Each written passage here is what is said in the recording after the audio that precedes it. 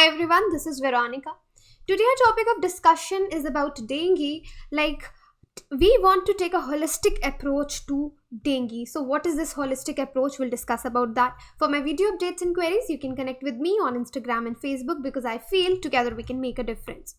Now see, firstly we'll discuss what is the relevance of this topic from your examination point of view.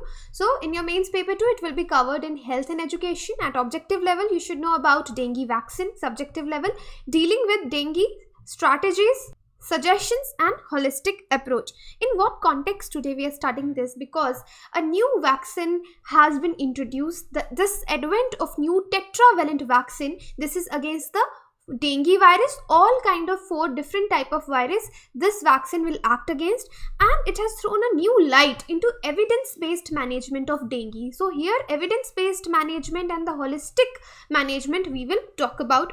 So why here we are talking about holistic approach, why it is needed? See, apart from promoting the vaccine, that is the one thing that we want to promote these kind of vaccines, but we want to gain control over dengue. So to have control over dengue, what is required? A holistic approach that has to include within its ambit the vector control. So vector control is most important, right? And with vector control we need a proper case management also. So let me tell you here first about this new vaccine, tetravalent vaccine. So this is tetravalent, that means it provides protection against all 4 types of dengue viruses. So there are 4 types of dengue virus and we are getting protected against these 4 types, so that is why it is known as tetravalent vaccine.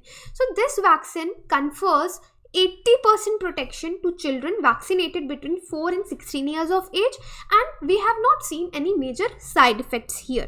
But there are some other factors also. For example, if we talk about climatic factors, it is very essential that a tropical disease that occurs in the countries around the equator, so where the dengue it is usually seen, it is a tropical disease, so it is around seen around tropical areas, equator, right, where there is hot weather, there is lot of rainfall, or you can say intermittent rainfall, because these are the factors which favor the breeding of the mosquitoes, because the vector here is Aedes mosquito, Aedes aegypti. So this is the vector, female Aedes aegypti. So these conditions favor the breeding and the growth of these mosquitoes. So Aedes eggs can remain dormant for more than a year and it will hatch once they come in contact with water. This is the one point, climatic factors. Other is risk factors, because urbanization, if you see recently I made a video also, it would be coming soon on our channel today, about urbanization, that in India we are already seeing the fastest growing cities are there, urbanization is taking place. But with urbanization, what we are noticing, there is poor town planning. Town planning is an important thing, and there is improper sanitation also, because these are the major risk factors, because they lead to the multiplication of such mosquitoes. For example, Aedes eggs, as I told you, they can remain very much dormant for more than a year, you can say, and will hatch once they come in contact with the water. So this Aedes mosquitoes, this is important to know, they cannot fly. If you see, they cannot fly more than 100 meters. Hence, keeping the ambience clean can actually help prevent their breeding.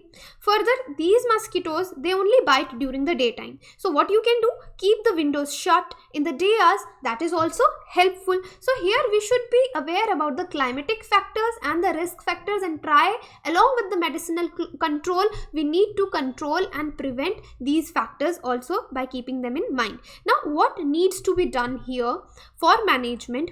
First of all, here I have just made the points. First point is source reduction activities. So what does this mean? For example, your activities like preventing water stagnation. Why it is important? Because if the water is collected over one place, so the mosquito breeding starts taking place, and as I told you, the eggs remain dormant, but once they come in touch with the contact with the water, they hatch. So this is very important to prevent water stagnation, and to use chemical larvicides and adulticides, because these chemicals need to be applied in periodic cycles to keep the larvae that remain even after the first spray. So what is important here? Firstly, water stagnation, it should not be allowed. Then you should use chemicals like larvicides and the adulticides to keep these larvae in check. Next point is dealing with the manpower shortage. So what does this mean? The number of skilled workers which are actually available for such measures are very low in our country, and many posts in the government departments, they remain totally vacant despite there being a dire public health need. So due to this deficiency of manpower, active surveillance is not being done in India. So this is not, I'm not saying this is being said by National Vector-borne Disease Control Program, that there is shortage of manpower to deal with the prevention things. Next is ending the underreporting. So dengue cases, they are often underreported because there are obviously a lot of political reasons, because the government want to avoid the spread and a spreading of panic among common people. So underreporting needs to be dealt with, because we sometimes don't get an idea that yes, this disease is on the way, this has become an epidemic or so. Now, next is increasing coordination. So there is a total lack of coordination between the local bodies and the health departments in the delivery of public health measures. So a comprehensive mechanism is required to address these kind of issues. So next is need for epidemiological measures. So what does this mean? That any communicable disease, it needs this kind of approach. For example, if we look at the Singapore model. So in Singapore, they use one successful model of mapping and analyzing data on dengue. They use GIS. GIS is your Geographical Information System. So the use of this GIS, it involves they map their streets. So their streets are mapped that yes, this is the area where the more dengue cases have been reported. So a person would be careful. They will wear full sleeve shirts, or they will use some kind of chemicals or creams on their body to avoid the mosquito bite, right? Likewise, we can also do the same thing, that GIS involves mapping the streets with dengue cases for vector densities. So we would be knowing that yes, there are more mosquitoes, the density of mosquitoes is more, right? Next thing what we should focus on, emphasis on WHO guidelines. What does this mean? Fluid management in the body is very much a cornerstone in the management of severe diseases like dengue.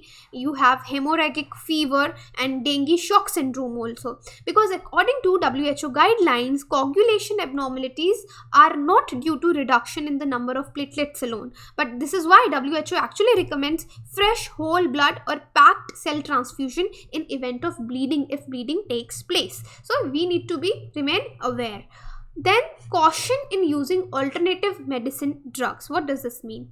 Because we have modern drugs these days for a lot of problems, lot of diseases, for dengue also, but there are complementary medicines also, and people depend upon complementary medicine a lot. See, modern medicine is not against any complementary medicine, but when such a medicine is approved, it is approved after rigorous testing. Any medicine, modern medicine, if introduced in the market, there is a full procedure before launching such a medicine within a ambit of market, within the society or hospitals. It take rigorous testing. There are clinical trials and whatnot. So however, in the absence of evidence, the efficacy of such medicines remain in the realm of belief instead of science. So people believe in their beliefs, they don't believe in science. Obviously we have heard about complementary medicines like Nilavembu Kudineer and papaya leaf extract, but they are only belief based. There is if you look at the scientific evidence, that is very less.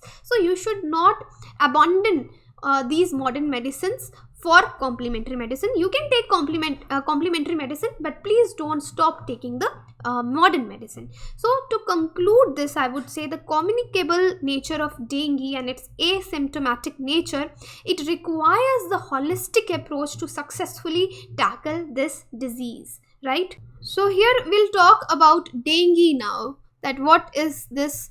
So dengue, it is a tropical disease borne by mosquitoes. These are the vectors. It is caused by dengue virus. The symptoms of disease they can begin anywhere between 3 to 14 days after the initial infection. So they have lot of symptoms like high fever, headache, vomiting, muscle and joint pains. There could be skin rash. So it takes about 2 to 7 days to fully recover.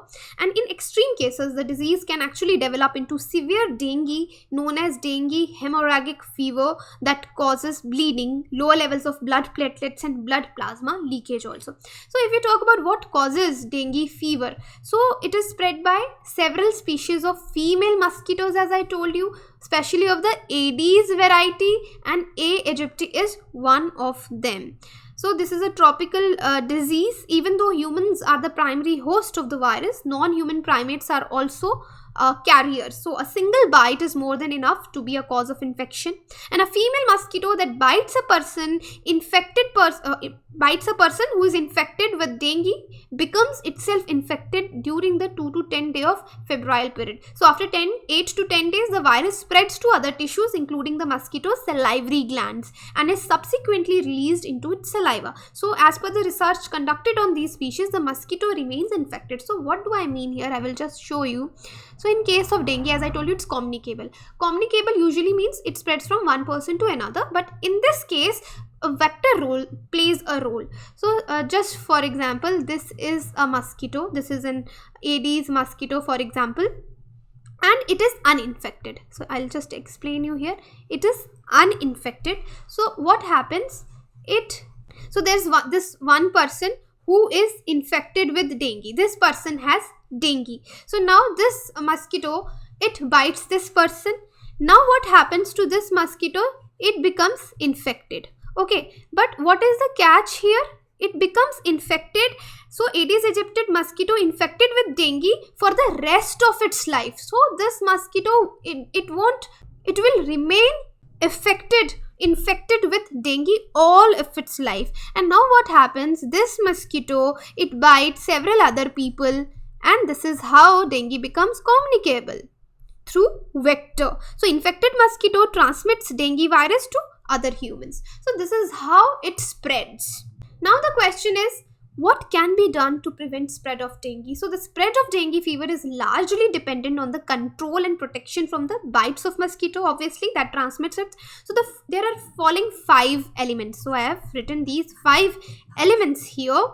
These are the recommendation of integrated vector control by the World Health Organization. For example, they talk about advocacy, collaboration between health and other sectors, integrated approach, or you can say here, it's better to say holistic approach. Evidence-based decisions are important, capacity building to aware people, and to have workforce to work for it for the prevention. This is important. So the main method of controlling breeding of A. aegypti is by destroying its habitats. That is what I'm saying. We should not let this stagnation of water take place. We need to destroy their habitat where they breed. We have to destroy their breeding grounds. This is the primary method of controlling. So A. aegypti is by eliminating its habitats. So this involves, you need to eliminate open sources of water. This is done by getting rid of open sources of water by adding insecticides or biological control agents to these areas. Then the removal of open collection of water is far more effective. Then people can prevent mosquito bites by wearing clothing that fully covers the skin, using mosquito netting,